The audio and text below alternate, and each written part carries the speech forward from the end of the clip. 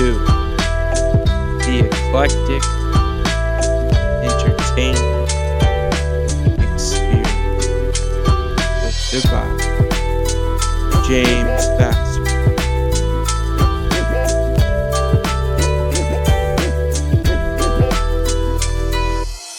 Welcome to the Eclectic Entertainment Experience, Triple E podcast for the shortness.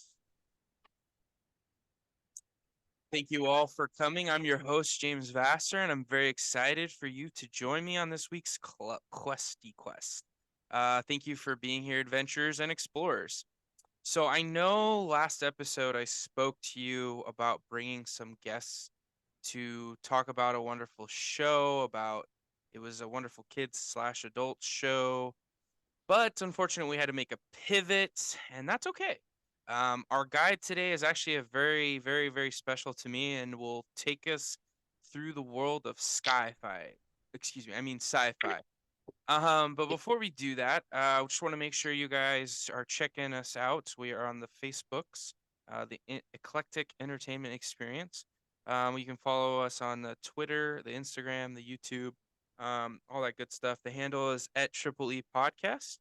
So just make sure you leave a comment, subscribe, all that wonderful jazz. All right, so I want to get down to it. So let me.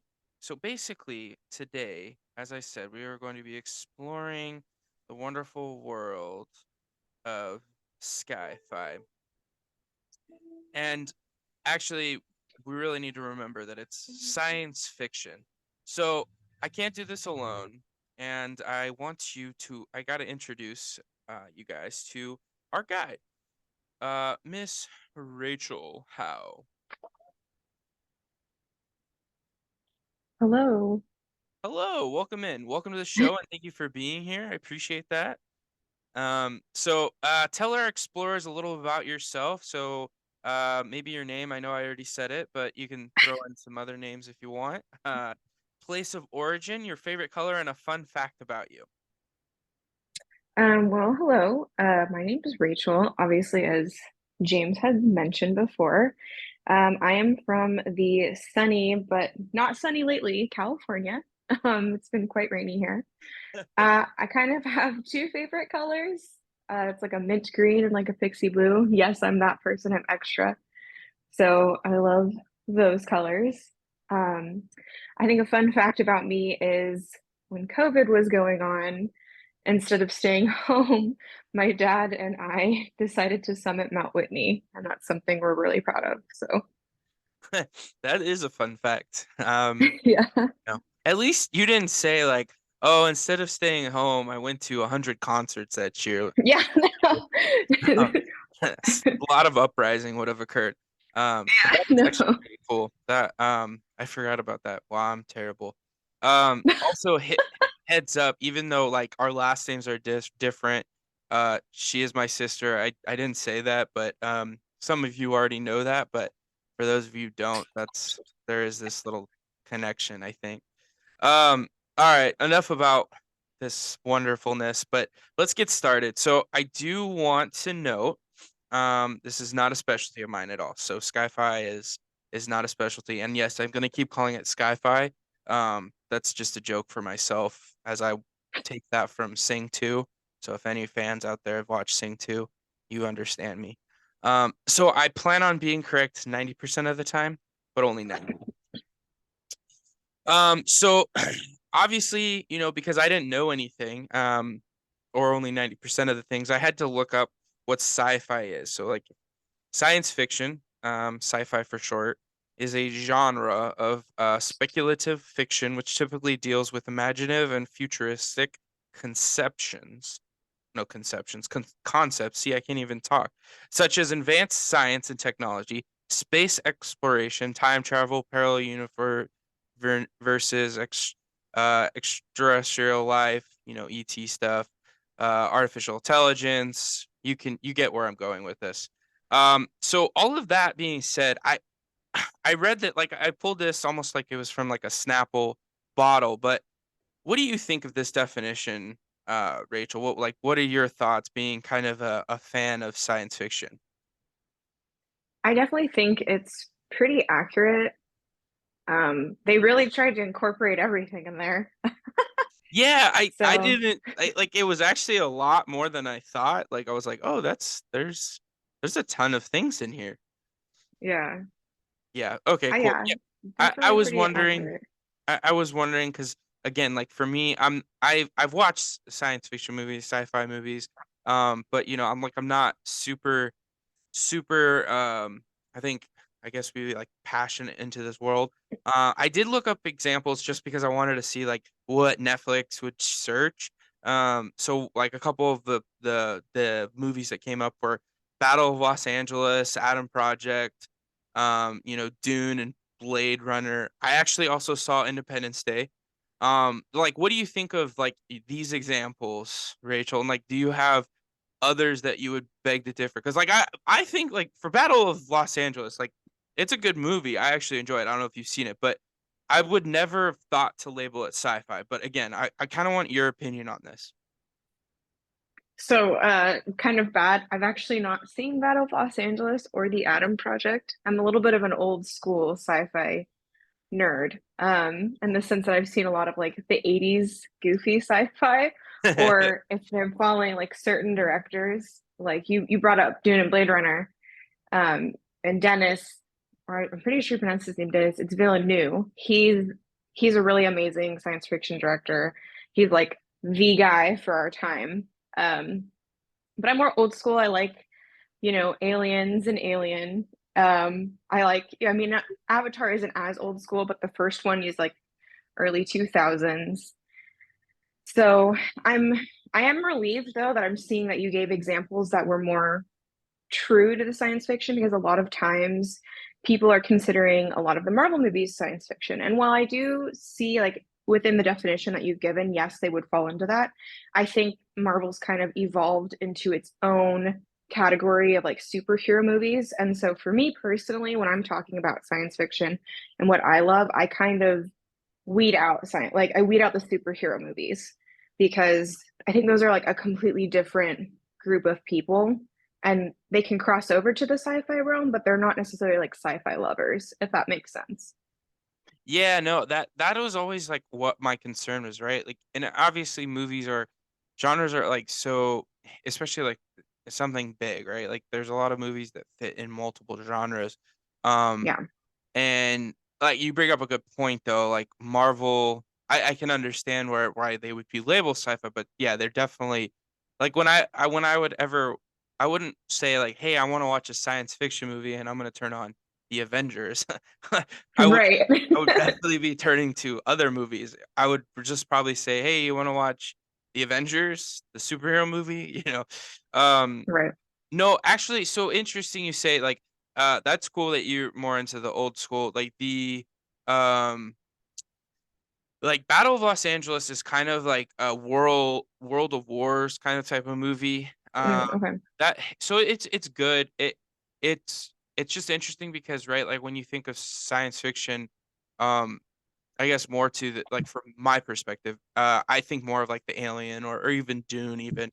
Um, Adam Right. Project is pretty good. That one is a little it is sci-fi-ish, it's pretty good. I would definitely suggest it's very new, though. I think it's a 2022, Oh movie, so wow.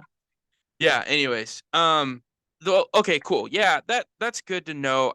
I'm glad that, like, that I'm not completely crazy on these, I thoughts. So do you think Independence Day is a sci-fi movie? I was actually shocked to see that. So, yes, and this is it's so funny that like half of the examples you gave, I haven't seen these movies. So my husband Alex has seen Independence Day, and he definitely he's also a really big sci-fi buff. That's actually one of the things we bonded over when we were dating.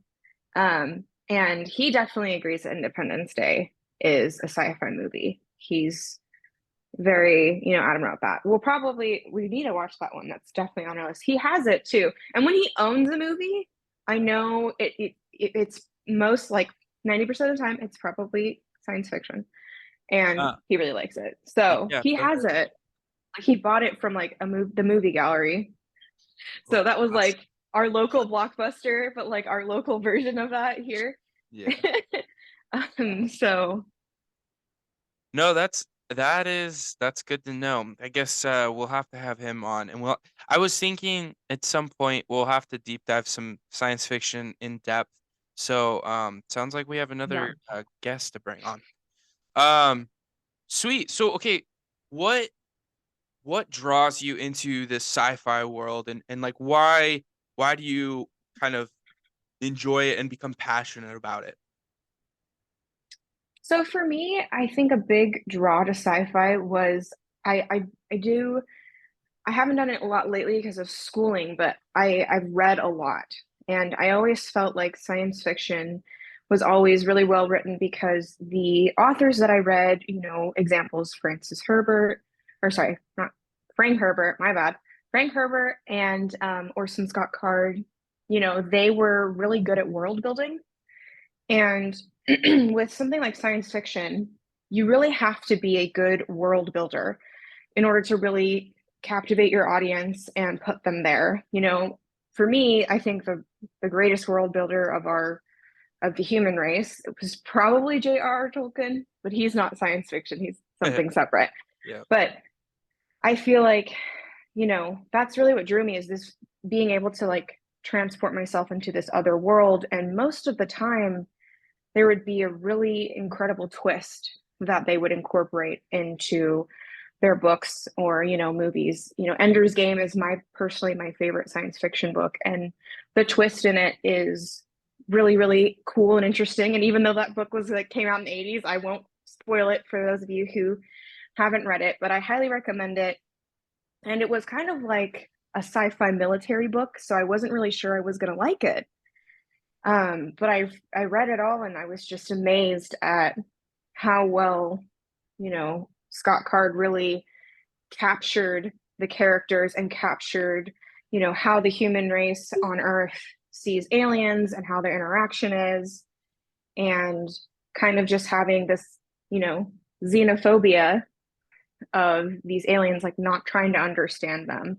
So I think it's just a really interesting concept where you're just not only studying like the world and being transported into this world, but you're also studying like the human condition and thinking like philosophically, like if aliens did come to Earth or if we met aliens, like how would we respond? And I think it's very accurate to say, and I've seen this in books and movies, that humans are very nervous and we tend to think that, everything's out to get us. And so it's kind of fun to see that play out. And it's cool to see these certain characters fight against that norm. Like, no, no, we really need to think about this and take this slowly and not assume malintent. So I just like that exploration of that concept because I feel like that comes up a lot in science fiction, both books and movies and shows too, because Star Trek explores it a little bit as well. Yeah. No, that's actually really interesting you bring that up because um it, it by the way, agreed with Ender's Game. We won't spoil it, but that is a fantastic. I haven't read the book, so I will have to take your word for it, but the movie is fantastic, so definitely worth a watch and a read. Um Movie, yeah, a movie is also accurate, pretty accurate to the book. So there's that. you're That's good. chilling there. That's a rarity, so that's good. Yeah, Yeah, and I think that concept is very like you say that now, and now like I'm like going through kind of the sci-fi movies I watched before, and I'm kind of like sitting there going, yeah, that's actually that thing comes up quite a bit. And yeah, I think even outside of sci-fi, you see that in just in certain movies, just how threats kind of make us nervous, especially the unknown. Any sort of unknown, we don't like. And it's very ironic because it tends to turn into, well, let's bring in the military. no, for sure. Yeah, No, that's cool. No, thank you. That's a very interesting piece from my perspective too, because I enjoy sci-fi as well. And I just enjoy it for the, more for the, I would guess like the actiony and adventure and storylines. But that theme is actually very very present now that you say that. So, thank you for sharing that. So, obviously, that begs the question. What are your top 5 sci-fi films or series? So it doesn't have to be in a particular order. I mean, unless you have an order, but top 5. Okay, so I feel like I'm gonna kind of tell on myself here because my favorite movie of all time and which is a sci-fi film is Avatar, and it's not a good movie by any means. I understand the storyline is garbage. It is not a good movie. I'm sorry, but it's my favorite, and I don't know why. I think it's just one of those feel good movies for me. I love the culture. My two sci-fi queens are in there, Sigourney Weaver and Zoe Saldana. Like those ladies are just so present in the science fiction like media community or the movie community, and so having them in one movie is just oh, so that's my favorite. But the other ones I don't necessarily have a specific order, so definitely Dune, because now they're making remaking them. The 80s Dune, sorry dad, shiz is cheesy af, cannot hang with that. um like it is garbage. The only thing I like about the 80s Dune is that with the spice makes their eyes turn blue and like their whole eyes are like just radiating blue. It's not just their irises. Alex, my husband, prefers how they do it in the new movie where they just have like almost like blue contacts, just the irises. I like the actual like glowing because it's an alien substance. It's something that we don't have. So I don't know. That's the only thing I like about the old Dune over the new Dune. Otherwise, new Dune is fantastic. So definitely would say Dune. Blade Runner. I'm definitely really into the Blade Runner series. Another movie that I really really enjoy. So we're like that's three. Arrival. Arrival is a fantastic movie. I love that. I think it kind of really tackles that concept that I talked about earlier about the human, that the psychology of humans and how they get an interpretation of one thing and they automatically assume aggression. So I love Arrival, and if you're really into linguistics, highly recommend that movie. It's about language, and that's Ooh. so neat, so neat. So Arrival, and then probably my fifth favorite of like series would have to be Star Trek. That one is something that's near and dear to my heart, very close to me. And I'm more of the TOS, the original series fan. Yes, I am that person. I like the original series, and everyone's like Kirk sucks, and I'm just like, you know what? He has the best crew though, IMO. But nonetheless, so I really I really enjoy Star Trek, not just as movies and a franchise, but it also did a lot socially and for the civil rights movement because it came out in the 60s. And that was, a lot of people don't know this, but the first interracial kiss on screen in a TV show was on Star Trek. And like a lot of people don't realize that. They're like, oh, Star Trek's just some little goofy, you know, space western, but it really did a lot socially. And having, Nichelle Nichols have a presence and have a commanding presence because she was Kirk's like right hand woman as far as like the communication. Like she knew several languages. She was the main communicator. Like she had a key role on the ship, and seeing a black woman have such power and first of all a black person, but a black woman was just like unheard of. And so that did a lot for the African American community. What? No, sorry. That's fun. Okay, I was like, I hope it doesn't die again. So there's that aspect of it, and then of course you had just a myriad of people working together, right? You had the captain, he was, and a lot of people think he's, if you actually watch the show, you begin to understand that Kirk is more pro women's rights than a womanizer. Everyone's like, oh, Kirk is just like he just like all he wants to do is like sleep with women and whatever. It's like, well, he definitely had his stud moments for sure, but there was a lot of episodes where he would really fight for the little guy, and the little guy happened to be a woman, or an alien female, and she wanted independence or she wanted to do something different. And so there was a lot of these themes that Gene Roddenberry really pushed in his show, and I really respect that about him. And I do feel like sci-fi has kind of been that kind of odd person out, but has been the accepting odd one out, where they have these weird ideas and weird concepts, but they're always pushing like for this like equality almost, but like it's not forced. It doesn't feel like they're trying to have an agenda. It just, well, this is how it is. My second in command is an alien and he's a lot smarter than me, but he always beats me, or I always beat him at chess because I'm super illogical and he can't handle that. And then, the main pilots were an Asian man and a Russian guy. And like in the 60s, just having all of these different groups of people coming together and working together and it not being a big issue was crazy. And on top of that, they really encouraged like new inventions, like in the medical field, a lot of the tools and tests that Bones would do were, help the medical field advance. And even the little silly communicators that were in like Ahura's ear, that was the first Bluetooth. Like we all, some of us saw them. They're like super goofy looking, and some people still have them. But like Bluetooth was inspired by some of the communication devices on Star Trek. So I just feel like, and I'll just touch on this a little bit. There's always a big Star Wars versus Star Trek debate. Everyone wants to get into it. And I am not going to lie. I think Star Wars fans are a lot cooler. They're not as weird. And Star Wars has a lot to offer. No, it's true. It's true.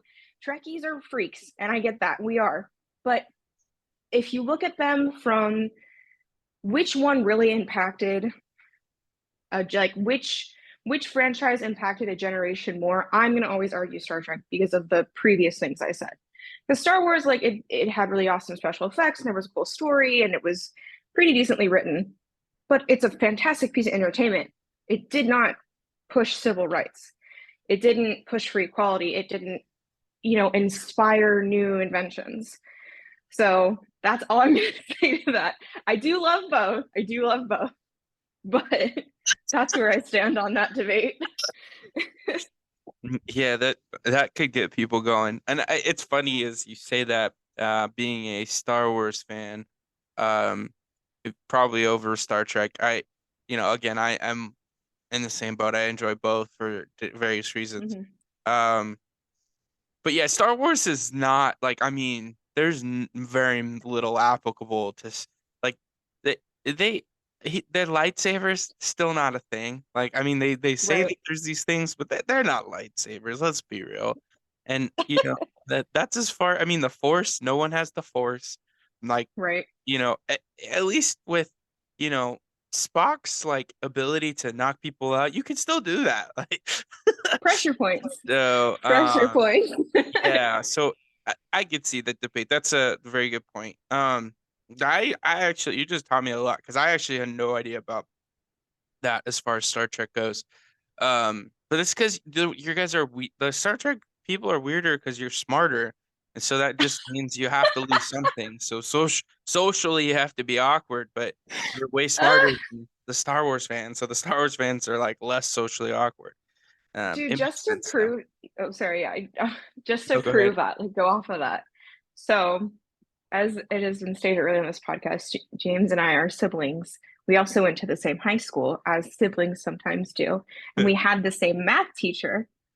And I remember wearing this is just to prove that Trekkies are weird, okay? And he loved this math teacher. His name was Mr. Davenport. He's a fantastic man, super sweet guy, but he's like a tall, kind of bigger guy. And one of the first quiz we took in that class is math analysis. I was wearing the Commander Gold, like it was a T-shirt, but it had like the Star Trek Commander Gold insignia. And I'm taking my quiz, and I'm not doing anything. I'm just taking my quiz. He comes up to my desk. He leans on me. He puts his hands on my desk. He leans on toward me like this. He's like in my face. And he's like, "Do you know what shirt you're wearing?" And I'm like, "Yeah, it's a Star Trek Commander's Gold." And he's like, "Okay, just wanted to make sure."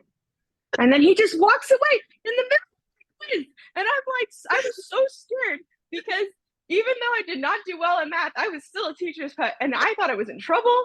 And I was like, I'm not cheating. But like that's Trekkies. They're just really weird. Like, why would you come up to me in the middle of my quiz and be like, "Do you know what shirt you're wearing?" Yes, I do. Not a lot of people who wear Star Trek shirts don't know what it is. Like, it's not like people with the Nirvana shirts. I've not seen a Star Trek shirt in Hot Topic. Whatever. It was. But Star Wars people are like, "Oh yeah, you like Star Wars? Yeah, it's so cool." But like Trekkies are just like, "Do you know the season that Vulcans mate?" Like it's weird. They're Yep. weird. Oh yeah. Yeah, yeah. Yeah, oh yeah. Star Yeah. Wars is just like, oh yeah.